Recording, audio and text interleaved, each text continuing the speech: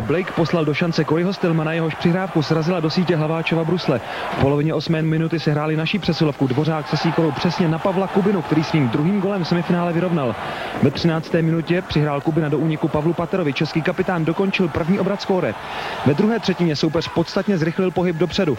Patrik Morlo se vřítil do naší obrany a v poslední chvíli zvedl kotouč nad Hniličkovu rukavici. V polovině zápasu zapůsobila telepatie mezi Špačkem a Ručinským. Martin Ručinský nádhernou tečí upravil na 3-2. Na začátku třetí části dvakrát selhala obrana před Hniličkou. Scott Thornton se prosadil navzdory těsnému sevření Ručinského a druhým pokusem vyrovnal. Za 24 vteřin našla Niedermayerova přihrávka nekrytého Adama Gravese, který otočil skóre na 3-4. Z krize dostal mužstvo důsledný Radek Dvořák. Ve 49. minutě se zapojil do Hlaváčovy akce a šťastnou dorážkou vyrovnal. Střelec zůstal, ostatní vystřídali. Za 49 vteřin se ze Sýkorovy přihrávky trefil Dvořák po druhé. 10 minut před koncem vedl český tým 5-4. V závěru David Výborný pojistil výhru 6. gólem do prázdné branky. Po bezbrankovém prodloužení rozhodovali o postupu samostatné nájezdy. V první sérii skóroval Brian Savage přesnou ranou na dlapačku. Martin Procházka vyrovnal svým klenotem blafákem do backendu. Stejné místo jako Savage trefil při druhém nájezdu Ray Whitney. Kanada vedla 2-1. Ručinský uspěl s pokusem mezi nohy a vyrovnal. Na třetí penaltu nastoupil Roman Čechmánek, ale Cory Stillman našel místo za jeho levým betonem. Neskutečné penalty pokračovaly skvělou trefou Romana Šimíčka, který dokázal v těžké situaci po třetí vyrovnat. Čtvrtý nájezd Čechmánek Niedermayerovi chytil. Svůj první zákrok v nebývale střelecky úspěšných penaltách si připsal i Kanaďan Tagnet proti Petru Sýkorovi. Čechmánek se ukázal být trumfem v rukávu našich trenérů, ztroskotal na něm pátý střelec Jeff Friesen. Na poslední nájezd poslali trenéři obránce Jaroslava Špačka, který dal svůj životní gól. Češi proměnili 4 nájezdy z 5, vyhráli tuto rozhodující část 4-3 a po 3 letech postoupili do finále mistrovství světa. Kde nám bylo asi nejhůř v té sérii proti Kanadě? Já si myslím, že to bylo na začátku třetí třetiny, kdy dali rychle 2 branky, to nám bylo asi nejhůř, ale my jsme to potom parádním výkonem vlastně jsme měli trošku štěstí, ale parádní góly vlastně Radka Dvořáka to rozhodli. No a v tom já si myslím, že potom ti Kanaďané už byli dolů, ještě dostali další branku do prázdné branky a potom si myslím, že už jsme měli navrh, no a na ty trestné střelení jsme měli lepšího golmana, lepší hráče na ty trestná střelení, takže super. Milan Hnilička chytal perfektní celý zápas a prostě tam byli od Kanaďanů 2 parádní střely do šibenice a to nemohlo chytit, tak tam zkusili dát Romana Čechmánka. To je muž bez nervů. Jak to pochytal, to je bez komentáře. Měl jsem takový pocit, že není to normální situace, kdy padnou hned první 2 nájezdy. Měl jsem takový pocit, že musíme něco udělat, aby jsme soupeře trošku vyvedli z míry v tomto okamžiku. Neměl jsem moc dobrý pocit, když první nájezd skončil gólem, ale já si myslím, že je dobrý, že Roman Čechmánek, který byl, myslím si, jedničkou brankařem v naší lize určitě, splnil svoji roli 100%. Začátek finálové odvety našim hokejistům vůbec nevyšel. Už ve 2. minutě se totiž poprvé na šampionátu trefil Antti-Jussi Niemi a Finové vedli. Naši mohli kontrolovat o chvíli později, ale akce Výborného s Ujčíkem se neujala.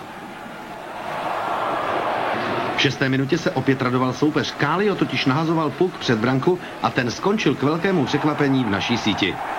Naši si přeci jen šance na skorigování výsledku vytvořili. Neúspěchem však skončila jak střela Moravce, tak i těsně před první přestávkou pokusy Kucharčíka s Vlasákem. Do druhé 20-minutovky jsme vstoupili s šancí dvojice Patera Procházka, ale ani tentokrát se nedařilo. Poté přišla další přesilovka Finů a těm stačilo pouhých 8 sekund na její využití. Od modré střílel Karalahti a před Hniličkou tečoval Tuomainen.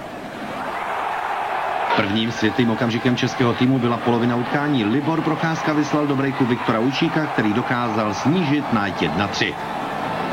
Závěrečná část normální hrací doby pak nabídla více boj než pohledný hokej a opět z něj vyšly lépe Finové. V 7. minutě přišel Moravec o puk a Ville Peltonen poslal svůj tým opět do 3brankového vedení.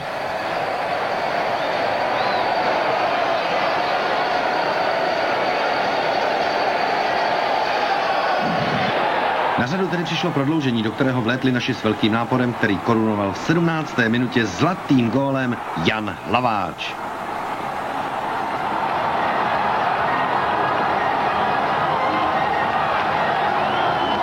Emoce radosti pak vypukly nejen na ledě, ale i v hledišti. Kontrastem byl samozřejmě smutek na straně druhé. Finové tedy stejně jako v loňském roce skončili druzí.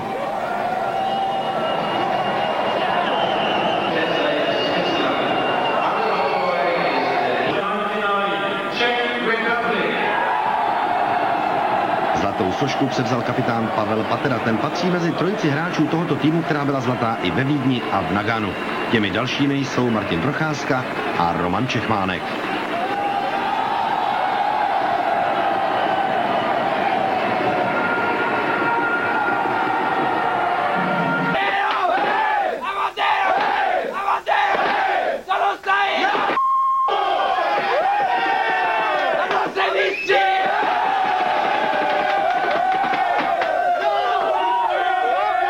Jak už jsem říkal po Nagánu, já si myslím, že je třeba si prožít tu radost, protože radost se prožít musí a úspěch se prožít musí, ale v podstatě zítra, pozítří začíná nový den a musíme stát na zemi a být rozumní.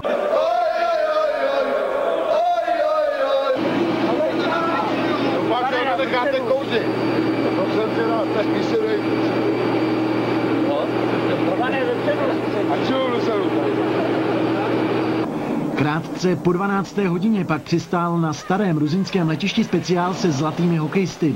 Jako správný kapitán vystoupil první Pavel Patera, následován Františkem Kučerou a Martinem Procházkou. Ano, a už vidíme tu trofej, vlastně tu, kterou hokejisté získali za vítězství ve finále mistrovství světa v ledním hokeji, které se konalo v Norsku, a vidíme i zlaté medaile. Ivan Hlinka zažil na pražském letišti hodně slavných návratů, ať už jako jedna z vůdčích osobností 70. let na ledě, nebo v letech 90. na střídačce. Tohle norské zlato je už jeho pátým nejcennějším kovem z vrcholných podniků. Především bych chtěl poděkovat těm lidem, kteří tam byli v Norsku, protože ty tam nepřijeli zadarmo a jeli svýma autami, jsem dávali banány a pomeranče. A to byly ty lidi, tyhle ty kluky, který co dělají za něco, přiměli k tomu, že to se něco cítí ke svý zemi, ke svýmu státu a ke svý národnosti. Budou hrát za kolik chtějí, v Sakuku ligu, Ručínský, Vlasák ve Finsku. A já si myslím, že my jsme to udělali, že tady za národní mužstvo nebude hrát ten, který mu se nechce. Za národní mužstvo bude hrát ten, který mu se chce. A nebudeme se bavit o tom, kolik budou prémie za vítězství. Kanaděni nemají žádný. Já si myslím, že my k tomu brzo dospějeme. Že budeme mít takový hráče, který přijedou a řeknou, nás to nezajímá, my chceme hrát a chceme vidět tu vlajku Ručo Tomatovič, jak jsme tam stáli spolu. A to si myslím, že je to důležitý. Víte, to je hrozně hezký, když vám zavolá člověk z hospody a řekne, nás nezajímá ten Melín, nás zajímá, jak budete hrát. Děkujeme moc všem. Prostě. Děkujeme.